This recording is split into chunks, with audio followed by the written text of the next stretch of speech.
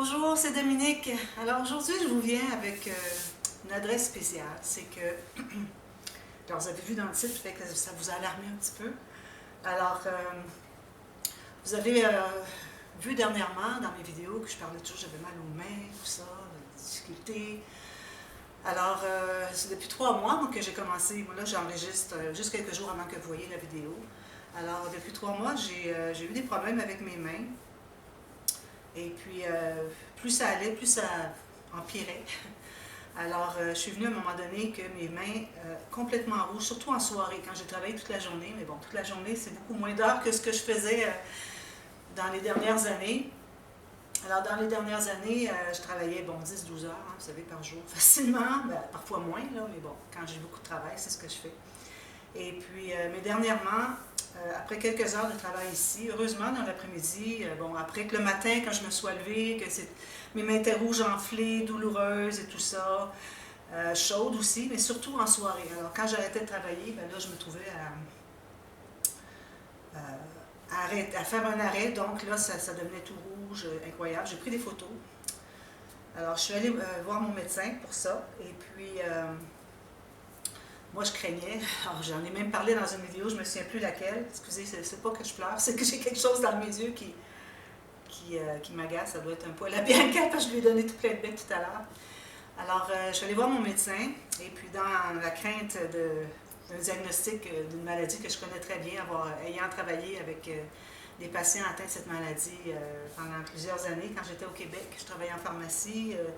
Alors, écoutez, on avait un centre de perfusion, et puis bon, les gens venaient pour recevoir des perfusions de médicaments, et puis tout ça. Alors, je connais très bien la maladie.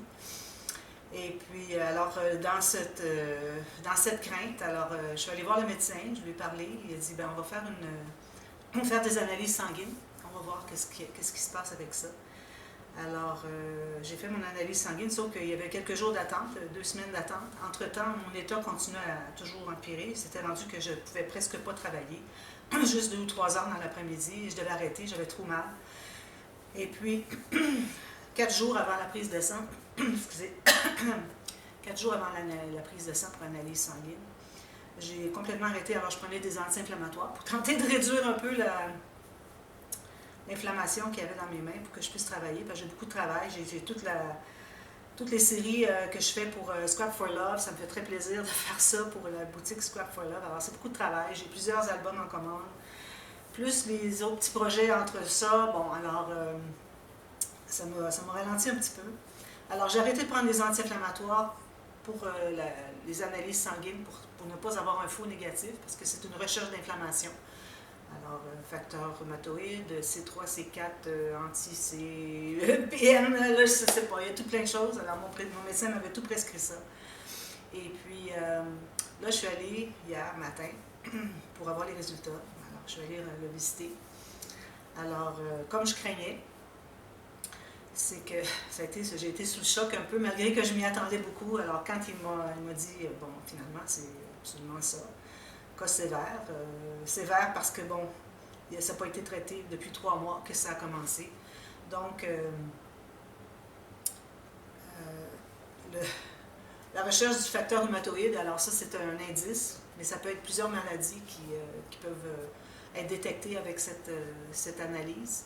Alors, habituellement, c'est autour de, bon, j'avais comme 14 fois, 14 fois plus haut que la normale. Puis C3, C4, c'est des recherches d'activité du système immunitaire qui essaie de combattre, qui provoque de l'inflammation, je devrais dire. Alors, ça, c'était 60 fois, 60 fois la normale. Alors, bon, alors il m'a dit, bon, d'après moi, c'est le bon diagnostic. Alors, le diagnostic est tombé, c'était sous le choc. Alors, polyarthrite rhumatoïde. Maladie auto-immune. Alors, c'est pas dû à mon travail parce que j'ai trop travaillé. C'est pas dû à des événements ou comment est-ce que je dirais ça? Des causes environnementales. Alors, c'est pas à cause de la météo, c'est pas à cause d'environnement dans lequel je vis, sec, humide, froid, chaud. C'est pas parce que j'ai trop travaillé. Rien à voir avec tout ça. Alors, c'est le système immunitaire qui qui se trouve à ne pas fonctionner normalement. Ce qu'il fait, c'est qu'il est déréglé et puis il attaque les tissus sains. Alors, il pense que mes jointures dans mes mains, j'ai les pieds aussi, alors les pieds, mais ça a commencé juste dans les derniers jours, mais bon, sous les pieds. Alors, il y a de l'inflammation qui est causée par cette attaque-là de mon propre système immunitaire sur mes tissus sains qui sont mes jointures, et puis tout ça provoque de l'inflammation. Alors là, ça va bien. J'ai encore beaucoup de douleurs, j'ai pas beaucoup de flexibilité, il y a quelques doigts qui sont encore difficiles. Mais j'ai commencé hier le traitement. Alors là, on est en traitement de corticostéroïdes pour une courte période, toujours pour des courtes périodes. Alors, pour un mois, il paraîtrait que, d'ailleurs, j'ai pris un comprimé et demi, alors c'est 7,5 mg de prédnisone. Hier, j'ai déjà vu une différence, mes doigts pliaient mieux. Ce matin, c'était devenu assez rigide et douloureux, un peu enflé, pas beaucoup. Et puis là, je prends mon médicament pour la deuxième fois. Alors, au bout de 3 ou 4 jours, facilement, mon médecin m'a bien rassuré pour me dire que rapidement, je vais voir une différence. Alors, j'avais plus besoin de prendre mes anti-inflammatoires en vente libre que je prenais. Si j'ai besoin, je peux les prendre, mais ce n'est pas nécessaire. Alors, parce que le corticostéroïde devrait faire le travail. Et puis, ça devrait m'aider beaucoup. Et puis là, ben, il m'a donné une référence pour aller voir un rhumatologue. Alors là, c'est là qu'on va voir qu'est-ce qu'on va faire à long terme. Alors, parce que ça, c'est une maladie qui ne se guérit pas. Alors, moi, je suis certaine que dans toutes les personnes qui m'écoutent, qui écoutent cette vidéo, savent exactement de quoi je parle. C'est plusieurs personnes qui me disent qu'ils ont du rhumatisme, de l'arthrite, toutes sortes de choses. Alors, en même temps, j'en profite pour dire... alors, je voudrais remercier mon ami. Alors, il va se reconnaître. Alors, c'est pour ça que cette vidéo, je voudrais vraiment terminer sur une bonne note. Parce que il y a tellement d'espoir. Tellement d'espoir. Alors, avec la prise des médicaments, puis je vais regarder Lucie. Alors, je vais regarder pour les aliments, éviter tout ça. Alors, merci Lucie aussi pour les informations. Parce que, bon, j'ai déjà avisé quelques-unes de mes amies qui sont les plus proches. Et puis, ils m'ont donné l'encouragement, des solutions, tout ça, que je vais discuter avec mon rhumatologue. Mais bon, comme je disais, je voudrais remercier mon amie spécifique, qui elle-même souffre de polyarthrite rhumatoïde, qui m'a donné plein d'espoir. Alors, elle va se reconnaître. Son prénom commence par E. Alors, elle va se reconnaître. Alors, tout plein d'espoir parce que ça a été détecté assez rapidement. Alors, 3 mois, c'est peu. C'est peu pour détecter une maladie aussi... Ben, surtout que ça, c'est sévère maintenant. Alors, ça a augmenté très, très rapidement. Alors, du fait que ma maladie a été prise tôt, comme je dis, en dans 3 mois, que mon âge soit quand même avancé. Alors, il y a des personnes qui peuvent avoir ça dans la trentaine, vingtaine, trentaine. Il n'y a pas d'âge limite minimale pour ça. Et alors, moi, 60, presque 2 ans. Alors, c'est quand même assez tard dans ma vie. Donc, j'ai peut-être pas le temps de voir des difformités ou du handicap se développer. Excusez. Aussi, le fait qu'il y a des médicaments qui sont très performants aujourd'hui. Alors, les difformités des doigts qui se développent avec la maladie, si c'est traité, on n'en voit à peu près plus. Alors ça, c'est très encourageant. Et puis aussi, le fait que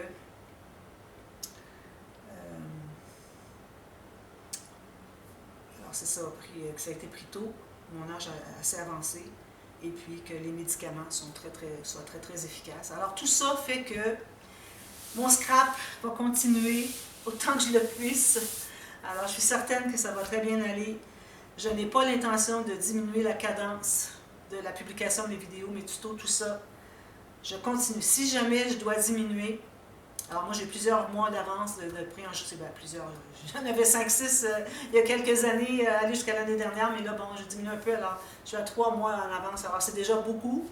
La plupart des personnes font des vidéos, c'est à la journée même. Alors si jamais je vois que j'ai à diminuer la cadence, je vous avise, je vous en parle, mais ce n'est pas mon intention. Et puis j'ai continué à travailler à tous les jours quand même. J'ai fait des bijoux maintenant, j'ai fait du quilling, j'avais de la difficulté, j'avais de la douleur, mais je me dis, il faut bouger. Quand on bouge, tout l'édème, toute l'enflure diminue rapidement. Au moment où est-ce que je m'assois, j'ai mal aux doigts, je suis enflée, tout, je commence à travailler. Et puis au bout de 30 minutes, je regarde mes mains, elles sont beaucoup moins enflées. très douloureux encore, ça ne change pas. L'inflammation, elle est là, la douleur, elle est là. Mais la manifestation des mains rouges et puis d'enflure diminue considérablement quand je travaille. Donc, c'est certain que travailler 12 heures, ça serait peut-être un petit peu excessif, mais bon, je vais quand même continuer. Je vais tenter de garder la même cadence et puis je veux continuer à vous... parce que je sais que ça fait beaucoup de différence. Il y a des gens qui me font des témoignages incroyables. J'en ai reçu un dernièrement. Alors, un petit coucou à Marie. Je sais pas si vous voyez le joli calendrier de l'Avent qu'elle m'a offert. Je suis trop contente. Alors,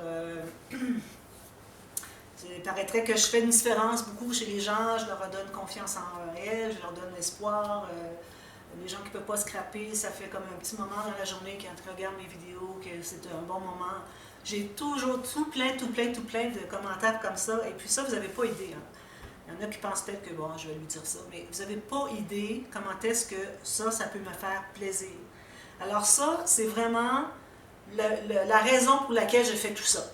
De voir qu'il y a des gens pour qui je fais la différence. Alors ça, c'est quelque chose qui me tient à cœur. Et puis, c'est pour ça que je ne veux pas laisser. Moi, j'adore faire le scrap. Alors, moi, j'ai le plaisir de le faire. Vous avez le plaisir de regarder. Puis, toutes les deux, on se complète. Vous me faites du bien. Moi, je vous fais du bien. Alors, bon, qu'est-ce qu'on veut de mieux dans la vie, hein? Avec tout ce qui se passe aujourd'hui, il n'y a rien de bon avec ça. Alors, moi, je vous laisse avec une note positive. Il faut dire que j'ai très confiance. OK, ça a été un choc quand j'ai appris, quand c'était confirmé. Malgré que je m'y attende, ce diagnostic. Mais...